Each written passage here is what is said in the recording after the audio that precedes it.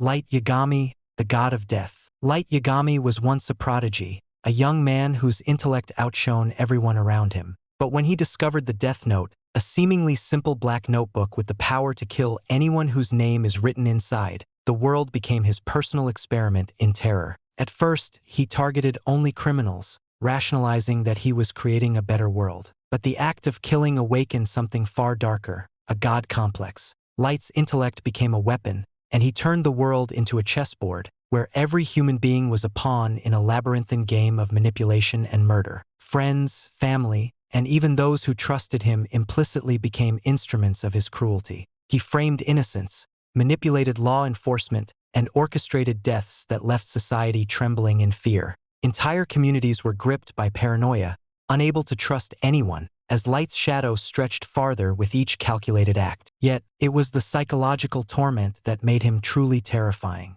The fear he created lived beyond the bodies he claimed. Lives were shattered, sanity tested, and morality twisted to the brink. Light Yagami's story is a chilling reflection on intellect without empathy, a warning of how brilliance, unrestrained by conscience, can become the ultimate instrument of horror. Ramsay Bolton, sadistic tyrant of Westeros. From the frozen, desolate north came Ramsay Bolton, a predator whose cruelty had no equal. He didn't merely kill, he relished the suffering of his victims, orchestrating horrors so intimate, so personal, that every scream became a symphony of terror. Men were hunted as if they were animals, women broken in body and spirit, and the psychological torment was often more excruciating than the physical pain. Ramsay fed on fear, exploiting even the smallest vulnerabilities. A promise, a flicker of hope, a moment of trust, to trap and destroy. He pitted his victims against one another, making them fight, beg, and betray, only to shatter hope in the most grotesque ways imaginable. His cruelty extended far beyond the castle walls, leaving entire villages and families traumatized, alliances fractured, and the very soul of the North scarred with dread. Ramsay Bolton teaches a terrifying truth. Evil does not always roar. Sometimes it whispers, it manipulates, it breaks hearts and minds before claiming lives. He is the intimate embodiment of horror, where psychological pain is as deadly as any blade. Patrick Bateman, the psychopathic Wall Street icon. Patrick Bateman's life was one of perfection, or so it seemed. Beneath the designer suits and polished exterior was a hunger that could not be sated. His obsession with control, appearance, and superiority gave birth to a monstrous darkness. Bateman's murders were ritualized, executed with cold, meticulous precision. Women, the homeless, strangers, none were safe. He derived pleasure from the anticipation, from watching his victims' terror unfold, from their bodies broken and spirits crushed. Yet, the true horror lies not just in his actions, but in their banality. He exists in plain sight, blending into a world obsessed with image, untouched by suspicion. He is a terrifying reminder that evil can be invisible, walking unnoticed through society, leaving devastation in its wake. Bateman's terror is psychological, social, and existential, a monster thriving in a world that prioritizes appearance over humanity. Anton Chigurh, the harbinger of fate. Anton Chigurh is death incarnate, an unstoppable force of cold inevitability. In a world governed by chance, he imposes his own cruel moral code, turning fate into executioner. His weapon, a captive bolt pistol, delivers instantaneous death, leaving no time for prayer, negotiation, or escape.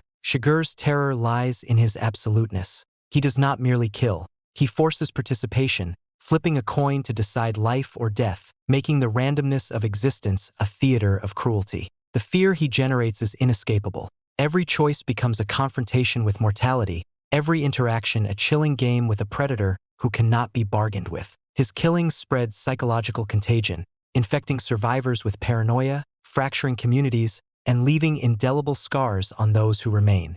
Anton Chigurh is a reminder that some evil is beyond comprehension, absolute, relentless, and inescapable. Michael Myers, the silent killer.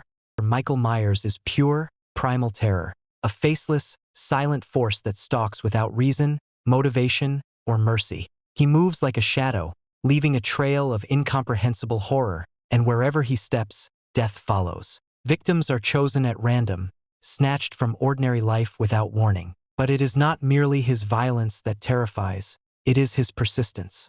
No barricade can hold him, no trap can contain him, Even the most desperate resistance is futile. Michael Myers is death itself made corporeal, an unstoppable specter haunting every corner, every darkened hallway, every creaking floorboard. He represents the ultimate existential horror, evil without motive, horror without reason, a relentless predator whose silence is louder than screams. Hannibal Lecter, the sophisticated predator. Hannibal Lecter is cultured terror, elegance twisted into death. Brilliant, manipulative, and terrifyingly refined, he ensnares his victims in psychological webs before annihilating them physically. His murders are rituals of intellect and taste. He poisons, mutilates, and consumes his victims, crafting horrors with the precision of an artist. Trust becomes a weapon, charm becomes a lure, and the mind is as much a battlefield as the body. Hannibal's evil is systemic, psychological, and personal. Survivors are haunted for life, and societies reliant on trust and civility are left in a perpetual state of unease. He is a monster who could dine beside you, smile, and plot devastation, an elegant predator whose cruelty is as human as it is horrifying. Joker, chaos personified. The Joker is pure anarchy, chaos given form. He exists beyond morality, untethered by reason or compassion. Every action is performance, every crime a theatrical spectacle designed to unmake society. He manipulates, deceives, and psychologically tortures, leaving destruction in his wake. Fear becomes a tool, chaos a weapon. The Joker does not kill for gain. He kills to demonstrate the fragility of order, the vulnerability of hope, the absurdity of morality itself. His terror is pervasive. Even those untouched by his violence are poisoned by dread, watching society unravel, questioning the very meaning of safety and justice. The Joker is the ultimate psychological predator, a living nightmare whose laughter echoes in the minds of all who encounter him. Darth Vader, fallen hero, tyrant, once a Jedi, Anakin Skywalker became Darth Vader, a being of immense power and unrelenting cruelty. His transformation is a tragedy, yet his evil is absolute, systemic, and personal. Vader crushes rebellion, extinguishes hope, and commands fear with a presence that is both terrifying and authoritative. He kills with precision, enforcing the Empire's will without hesitation, while the man beneath the mask is trapped between a memory of humanity and a present of horror. Vader's terror is immense in scope and personal in effect, showing that methodical evil, backed by skill and authority, can annihilate millions, leaving civilizations scarred and hopeless. Sauron, the Dark Lord of Middle-earth. Sauron is more than a villain. He is the embodiment of domination and absolute darkness. His influence corrupts hearts, enslaves minds, and turns allies into tyrants. Through the One Ring, he bends civilizations to his will. Entire realms crumble, societies are enslaved, and the cost of defiance is death, destruction, and despair. Sauron's cruelty extends beyond physical annihilation. It is spiritual, psychological, and societal. He represents the ultimate nightmare, a force whose mere presence distorts reality, whose ambition corrupts hope, and whose darkness casts a shadow over every life it touches. Thanos, the conviction of catastrophe. Thanos is terrifying because he kills not for pleasure but for a cold, ideological conviction. He believes in balance, executing acts of cosmic horror that erase half of all life with a single thought. His methodology is systematic, his cruelty impartial, and the consequences absolute. Planets fall, civilizations collapse, and billions die, their lives snuffed out by a conviction as unyielding as death itself. Unlike villains driven by rage, Thanos' evil is rationalized, calculated, and unstoppable. The psychological, social, and cosmic scars of his actions are eternal, leaving the universe itself trembling in the shadow of his ideology.